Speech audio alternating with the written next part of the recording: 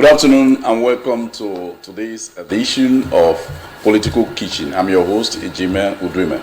Political Kitchen is where we look at trending issues.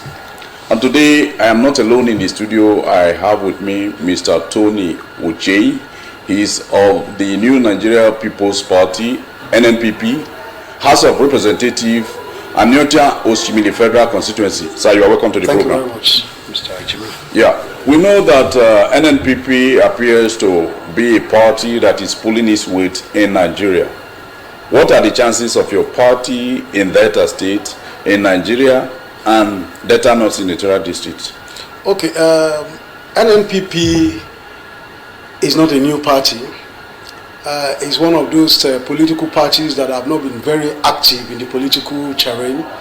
And when our national leader came on board, Senator Dr. Rabiu Musa Kwankwanso, sometimes last year, and then had talks with them, the party and then moved in with an existing movement group called the Kwakwansia Group.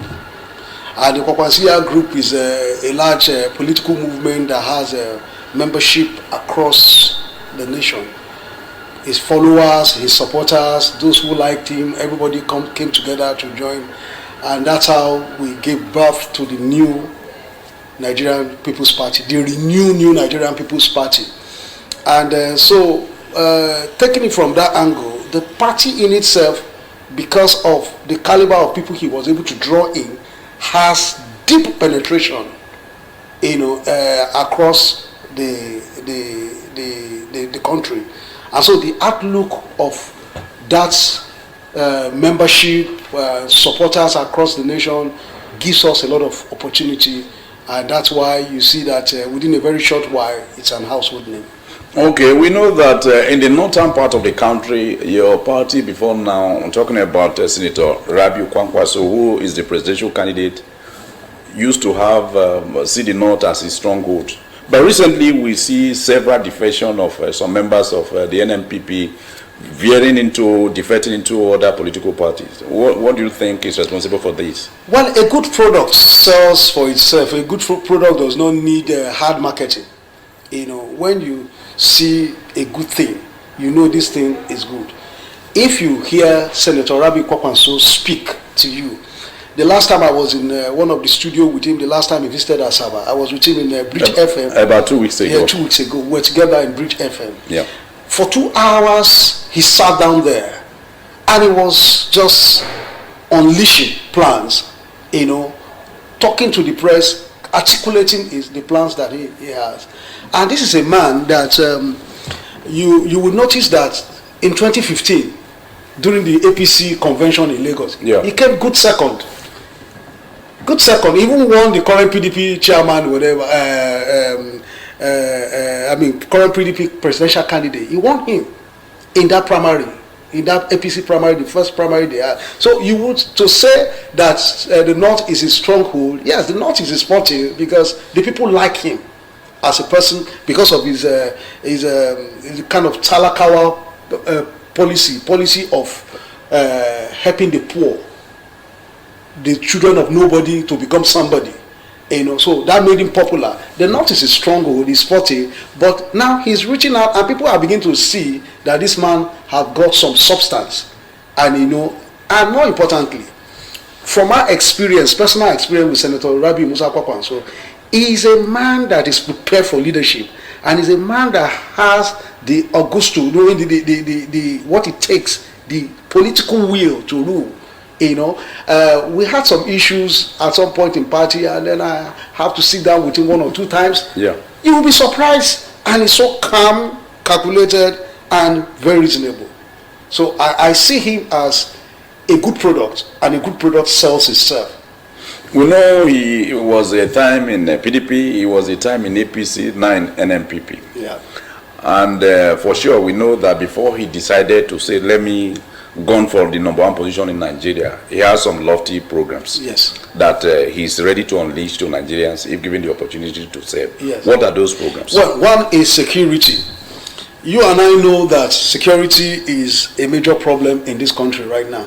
And the effect of security the outcome, I mean the negative effect of insecurity has actually touched on other spheres of our life. For instance, food. Now we're moving gradually from insecurity to food insecurity right now. Yeah. Most of what we eat comes from the northern part of Nigeria, because these people do all year round farming. They have what you call the dam and an irrigation farming, so they are able to produce enough food, unlike those of us who are here who do just ordinary rainfall one season farming, which is raining season farming. All right. Yeah. So now, because these people are not able to go to farm because of the insurgency, bandit, and whatever you call it, Boko Haram problem we have in Nigeria, we now have shortage of food. For the first time in my lifetime, in your lifetime, in our lifetime, we're buying a bag of rice between 45,000 naira and 50,000 naira. Okay, now the one that is very funny is that this Christmas we bought chicken. Chicken that is synonymous to Christmas. We bought chicken for 15,000 naira, and somebody even said that in some places they sold for more than that. Yeah. So insecurity is number one. Education is number two. You know, this is a man who created education and made it free at all levels. And even apart from that, these children of the poor that hitherto would not have opportunity to go to university are even given scholarship to go abroad. The last time His Excellency was here, you know, he went from Asaba to Anambra, and he was interviewed at Ogene Radio. Yeah. Yes, I didn't listen to the broadcast, but when he came back, I was called, and then I had to see him at the airport at the presidential wing. While we were there, he was praying. A lady called, an Igbo lady, and incidentally, that lady happens to be. This is what I mean. It's something I witnessed. Yeah.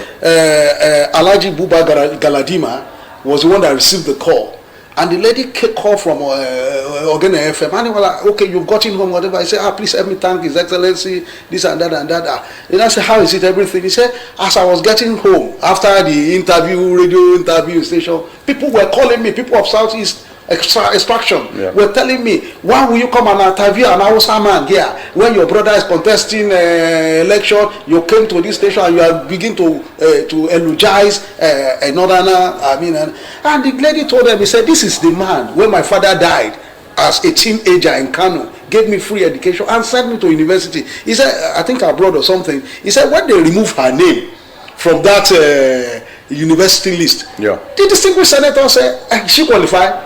Is she a resident of this place?" Put her name back. He never knew that one day he will meet him, and he's the person that interviewed him. Right when I was there, the lady called the mother. The mother was practically shedding tears to say, "Thank you for what you did. Thank you for what you have done." Yeah. You know, she spoke in Yoruba, in English, and then she spoke like me in Hausa that I do not understand so much. And let me give you an example myself. I'm well educated today. I'm a chartered accountant. I'm a chartered tax consultant. I'm a certified forensic accountant. I have my first degree. I have my master's. All of this happened just because of one man in Lagos, and that is Alhaji Lateef Kayode Jakonde. This man gave us free education. I was also 13 when my father passed on. But I have forgotten every governor that I met in Lagos State. But somewhere deep in my heart, I can never forget Alhaji Lateef Kayode Jakonde, because he made me what I am today.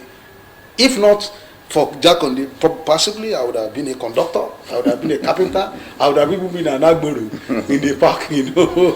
Okay, away from that now, we know that Nigeria today, we are more divided, more than it used to be. Yeah. We no longer talk about, I'm a Nigerian, you talk about, I'm an Hausa man, I'm an Igbo man, I'm a Yoruba person, and all of that. There is heightened insecurity, there is poverty everywhere, unemployment, and all of that. If your party is giving this platform to say, occupy Aso Rock for the next 4 years, starting from May 29, how do you intend to solve all of this? Because the challenges appears to be many. Well, it's quite unfortunate that we found ourselves in this very unpleasant situation. Nobody likes it. Yeah. Personally, I grew up in Lagos, and I'm married to Yoruba, but I'm from this state. You understand now? Where in Delta? I'm from Ogwashuku. I'm from Ogwashuku, from Aniocha South local government area. You know, and the truth about the matter is, while I was growing up in Lagos, I never knew I was an Igbo man. You know, in fact, as a matter of fact, some of our friends in our neighborhood in Mushi, Fadeyi, Ajegunle, they even speak Enuani. They speak our language. You know, they speak Enuani language. You know, and courtesy of the kind of relationship, and we speak Yoruba, we speak all manner of, we even do Yoruba, and so the country, but unfortunately, this country has never been this divided under APC. This country is sharply divided under religious divide, sharply divided under ethnicity. In fact, across, it's terrible. And this is one of the things that Senator Rabi Musa Kwakwanso wants to do. He wants to bring everybody together. He wants to address this issue, and he's going to go about it by national reorientation. When we were growing up, we have a mass,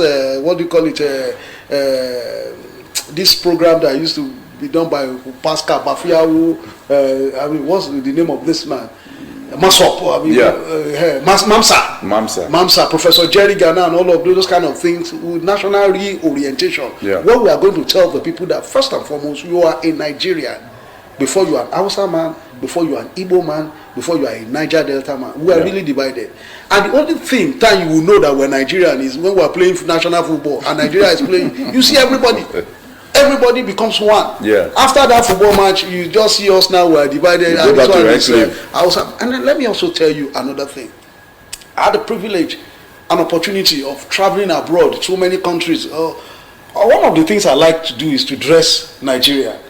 In fact, anytime you travel in the streets of London, you hear people speaking Yoruba, you see Hausa man, American, everywhere. Once you wear a Nigerian clothes, a Nigerian attire, Hausa man calls you my brother. Yeah. Yoruba man calls you my brother. Igbo man calls you, because they can identify that cultural whatever. At that point, outside the country, we are brothers. But when we are here, we are enemies. And it's sad. And it's because of the politicians who are using divide and rule method to actually divide to benefit them and their own cronies. Nothing more. Yeah. We know that too in Nigeria, PDP was there before. Yes. APC came in 2014, 2015, and they took over. Yes. And NNPP, your political party, wants to take over now. Yes. Don't you see the two other political parties as bigger sheep that could swallow your political party? Well, you see, in the time past, you and I know that the game is not fair and square. We all know that there is a way the game is played. Yeah. But now, the so-called big political party you're talking about, they are even afraid of givers. For the first time in this Delta, some of my opponents, or my main opponent, I've never heard him campaign before. But this time around, he's campaigning. He's campaigning because it's not carry go 5 over 5. Where they're talking to the electorate, and the people have paid. They don't suffer. The people their eyes are clear now. Let me give you an example. For instance, in my community in Ogwashuku, you buy water for 25,000 naira a tanker. I thought it was the most expensive until I went to Aniocha North, Iseluku buy water for 35,000 naira. Then I had my head like this. That is a tanker of water. Bros, you and I are working. We have aged parents, dependent relatives. Yeah. We are the ones that send them money to survive. So you can imagine if somebody is buying a tanker of water for 25,000 naira, no matter how you ration that water, you must at least buy a tanker in a month. So if you buy 12 at the rate of 25,000 naira in a month, you are already buying water for 300,000 per annum. In 4 years election cycle, you are buying 1.2 million. And then when you add it up, in election cycle of 4 years, somebody is coming and say you want to come and vote for me. and say, in our language, I'll give you 5,000 naira. And you are using 5,000 naira to buy 1.2 million. Yeah. That 1.2 million you bought, you are buying. The water you are buying is not potable water. They're taking water from stream in a tanker that you don't even know the state of the inside. Yeah. Whether it's that's rusty, you don't know. And then with the health implication, diarrhea, typhoid, and all of those things. So the whole thing is that these people have messed up the system, and the people themselves know, and the people are ready right now because we're on the field, and in fact they don't want to hear their name. Okay, the program has been Political Kitchen. We will go on a short break. We'll be back shortly. Bear with us.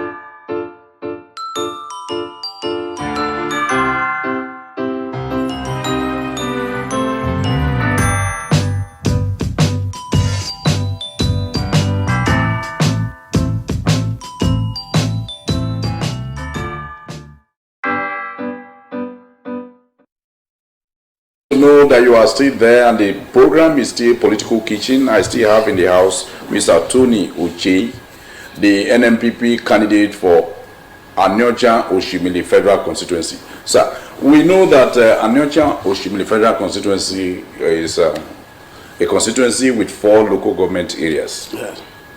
And the area too, just as you've been speaking, we have the challenge of potable water in Aniocha South, Aniocha North, and all of that. What do you intend to do as far as that is concerned? Very good question. In 2011, I was privileged to be appointed as consultant to National Assembly Ad Hoc Committee, Senate Ad Hoc Committee on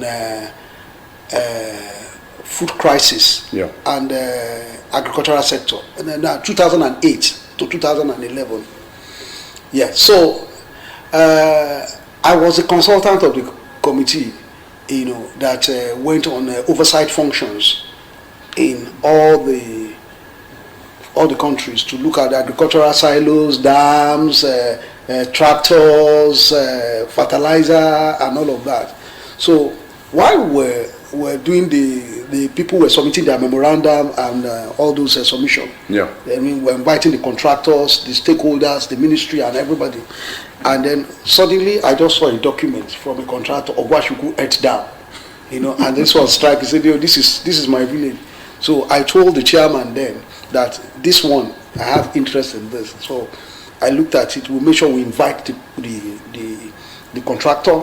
We invited the commissioner for agri and water resources that time, the permanent secretary, and all of that. So I came with a combination of staff of Federal Ministry of Agri and Water Resources as at that time to the Ogwashuku Dam. We saw that a certain percentage of money had been collected, and we came to look at the job that was done. In fact, there was no job done already, other than we saw some equipment like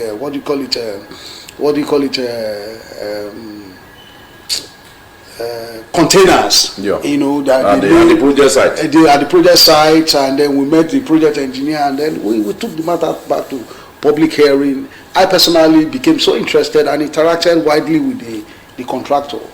I think Benjamin or something, the head is late now, but the company was given the job. And then when I saw those things, I raised a lot of issues, and then I follow up with the Ministry of Water Resources, because being a consultant, I interact with them, and then I ensure that subsequently they give them money, let them kickstart the project. But that was a project that was awarded in 2006.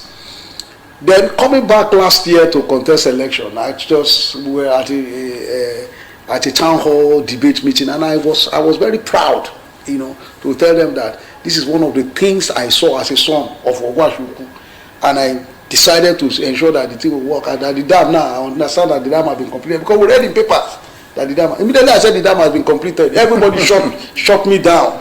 It's meaning that language meaning is a lie. It's a lie. It's fat lie. That the place is filled with reptiles, lizards, snakes, and everything. So we went there and we saw that the nature of the whole thing. 16 years after. 16 years after. Do you mean you didn't follow up?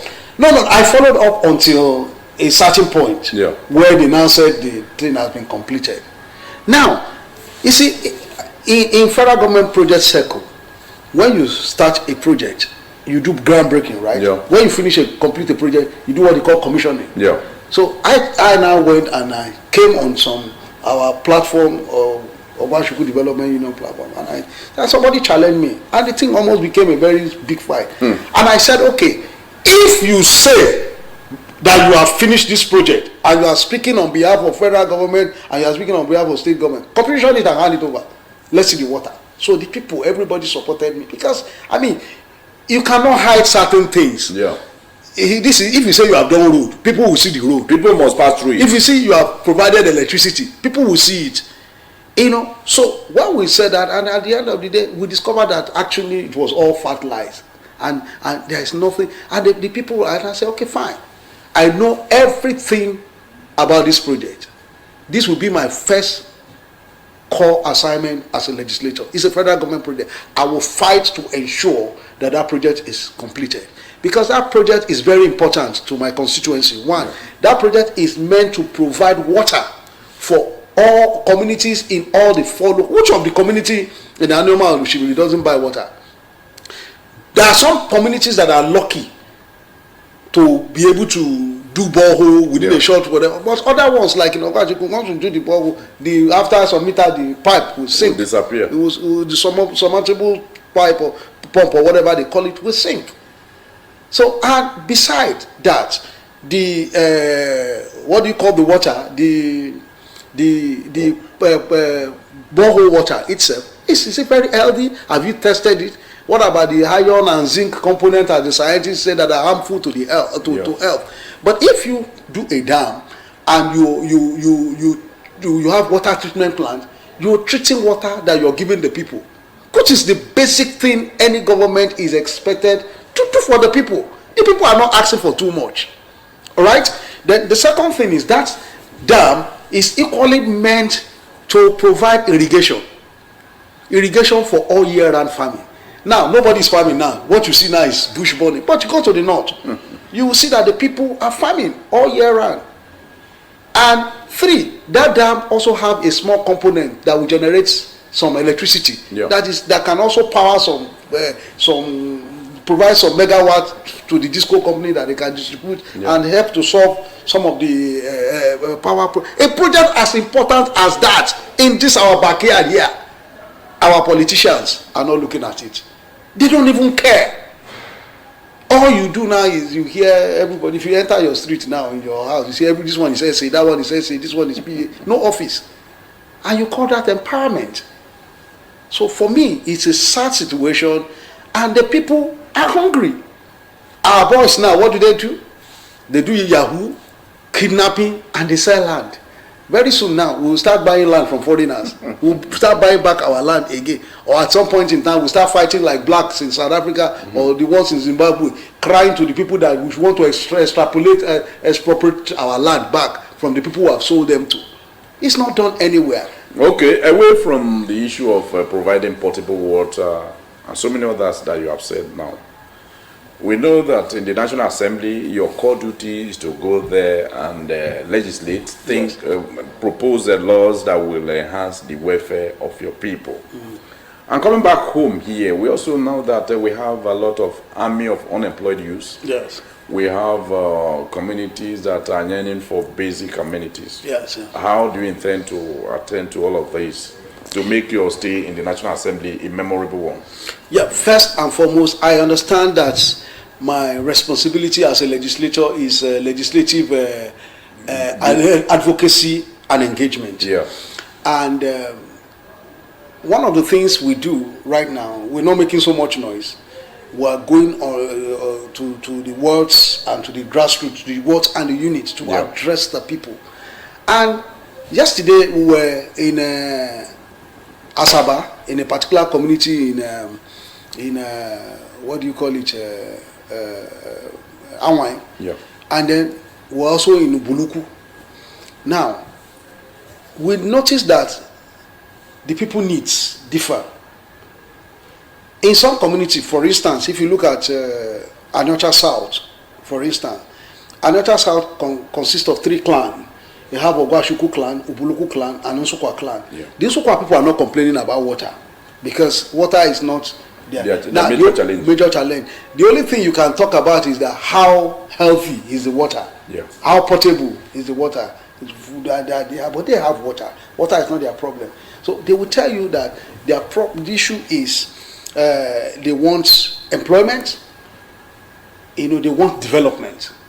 And how do you bring employment? How do you bring development? You either bring in businesses or you bring in government presence, so that the people can be employed and the people can render services and earn a living. And then you also bring stuff like agriculture, bring agriculture, bring smallholders, farmers, and then also agri extension services, and then you also bring processing to add value to the agricultural chain. That is there. So these things are not rocket science. It pains me that I was sitting down with some people yesterday and we were analyzing, and that in Delta State, I was trying to ask somebody in the system, and he said they have lost count of the number of persons they have as SSA. And I look at it, I say, you're paying somebody 150 or you're paying somebody 250 per month, and the person does not have office. And there are many, thousands of them, thousands. Like do you think that office will, if the person has a tangible thing that is doing that? Most of them don't have tangible things to do. That's the point. The point is that these are just guys that are bots, and then down the line they too have their own boys under them. They give part of the money. What I'm saying is that the whole essence of governance is not about giving me fish to eat. It's about teaching me how to fish so that I can make money or income on a sustainable basis. If I have to go out today as a trader, a micro trader, and I know that after my transport and my food, I will make 2,000 naira in a day.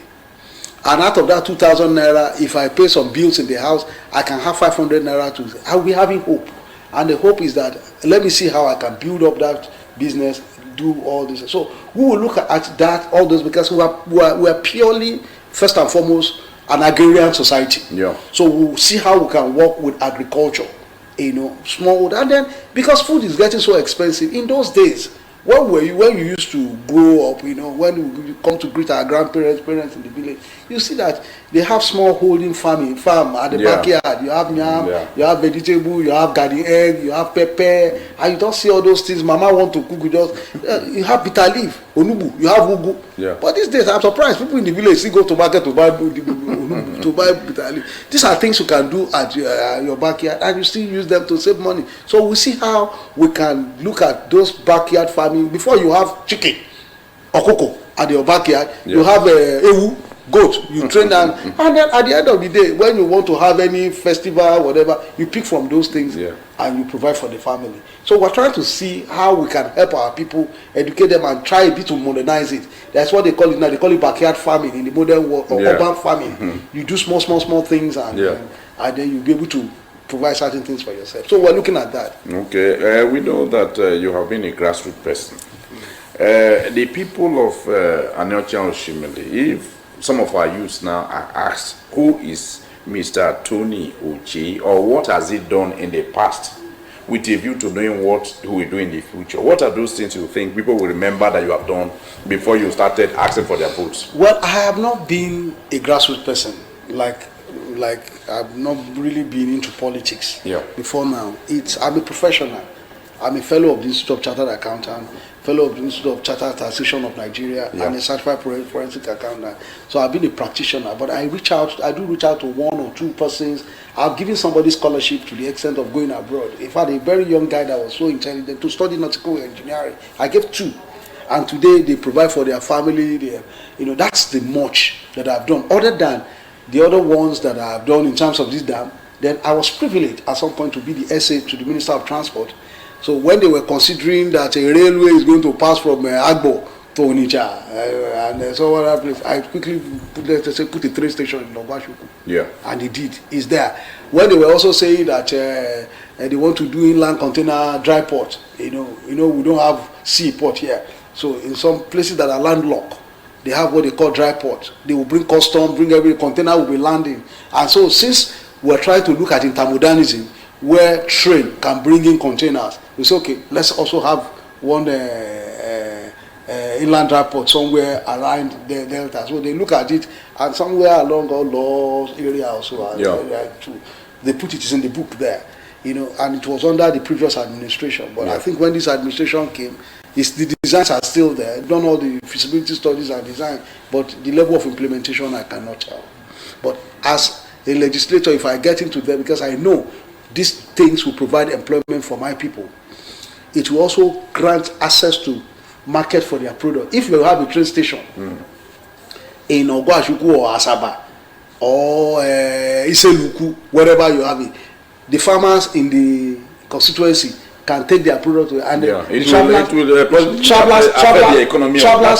will buy. Yeah. So instead of them selling to local wasting, they will make more, and if they can add value to their product, they will also sell. So these are the things, my modest contribution to my people. Okay, we know that when you talk about election anywhere in the world, the umpire, being the electoral body, has a vital role to play. Yes, yes.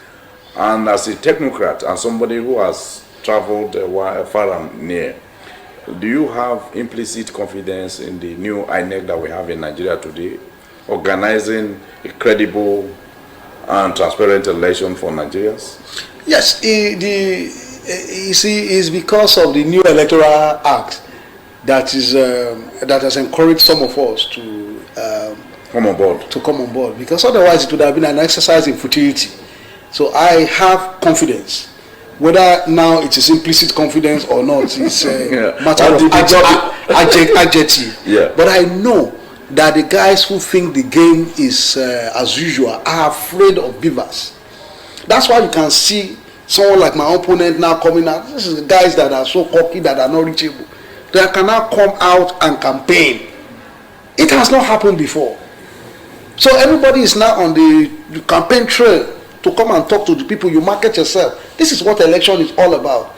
I remember in those days in Lagos, I voted in, I remember a particular election, the one that brought Sir Michael Otedola, option A4, Sir Michael Otedola and Professor Femi Agbalajobi and then Chief Michael Sarumi. I remember that election was a heated election. But people had to campaign, and some two gladiators were fighting, and the Baba came and I said, this Baba is gentle, let's go for him. That's how the Baba became a governor. Do you understand what I'm saying now? Yeah. So if the people's vote count, the result will be different. The result will definitely be different. So INEC realized that it is madness for you to begin to do the same thing over again and again and again. And more so when the thing is not yielding positive result. Exactly. And you expect to have a different result. So INEC realized that no, there is going to be, I will give it to this president. Even if you say, and most of us will agree that the administration have not done well, but on this INEC own, they have done very well. Tried. And I think from his body language, he is going to do well. He wants to bequeath to Nigeria a credible election. That was what I think. And let me tell you something. I have a friend who is a very big person in one of the federal government. He just called me yesterday. He said, look, I've been following your work. And you know that the way you enter this thing and the way you're going about has challenged some of us. And if this thing work the way it is expected to work, expect more reasonable people to join the next time. I can guarantee you that.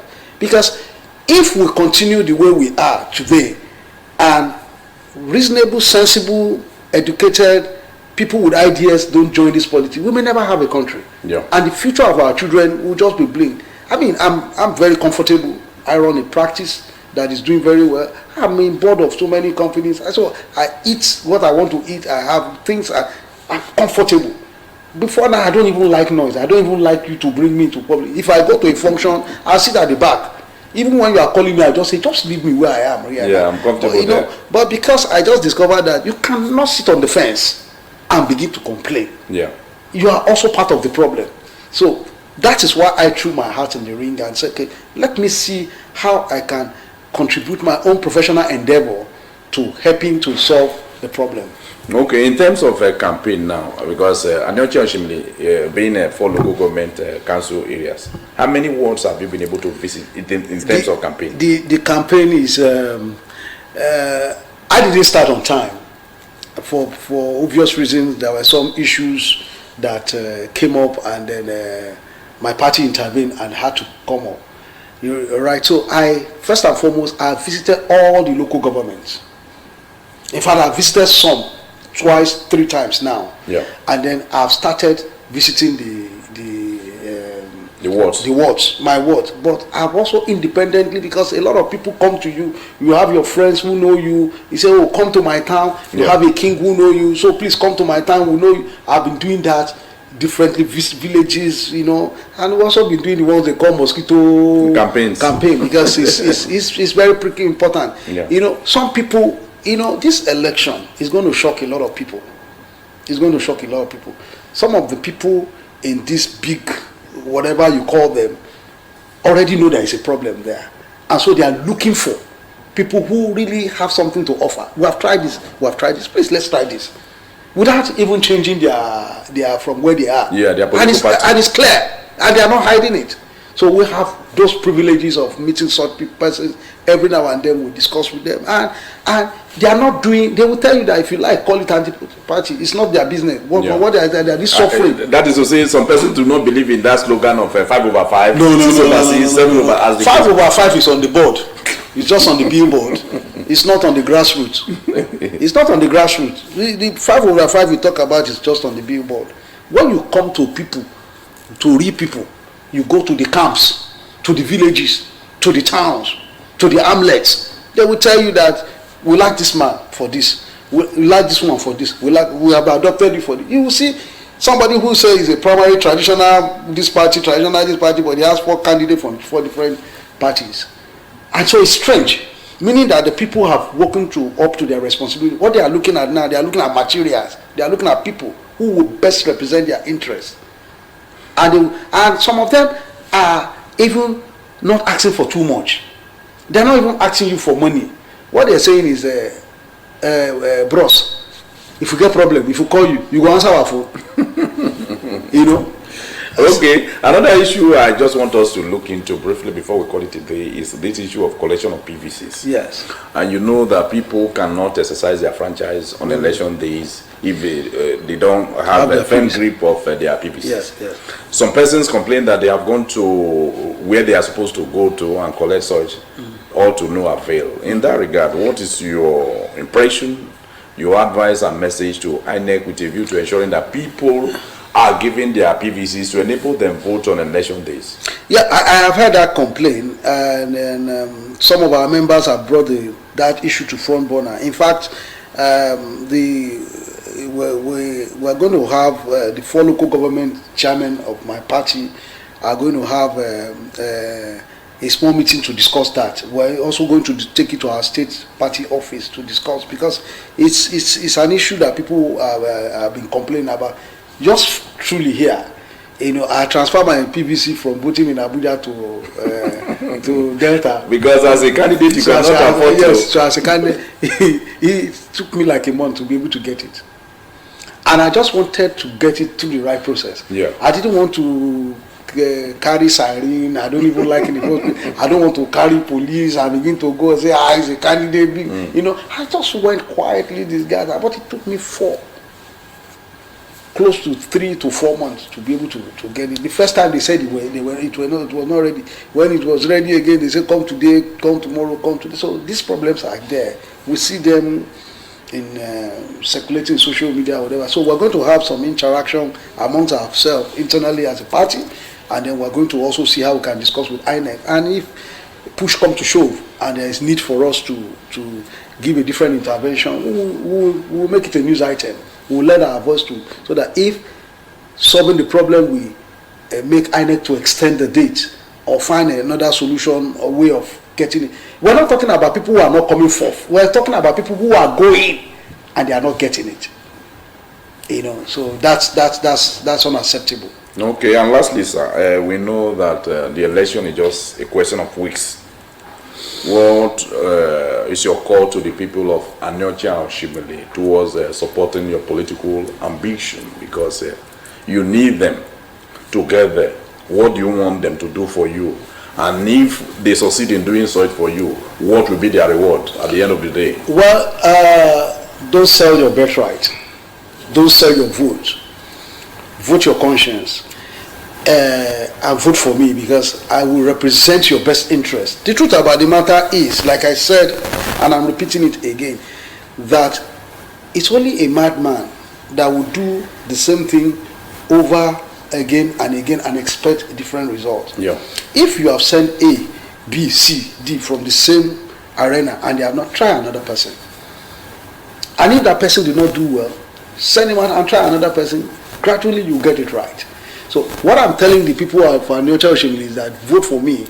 I'm from a different stock. I'm not coming here to come and make money. I'm coming here because I want to render service to you. So vote for me on 25th of February, and I will deliver. It's on that note, I want to thank you, Mr. Tony Ochei. Thank you so much. The NNPP candidate for Aniocha Oshimili. Thank you very much. We hope and pray that when next we'll invite you, we'll come and reel out your plans for the people of Aniocha Oshimili. Thank you very much. The program has been Political Kitchen. I have been your host, Ejime Udweme. A fresh edition of this program will come your way next week. Keep a date with us, and bye for now.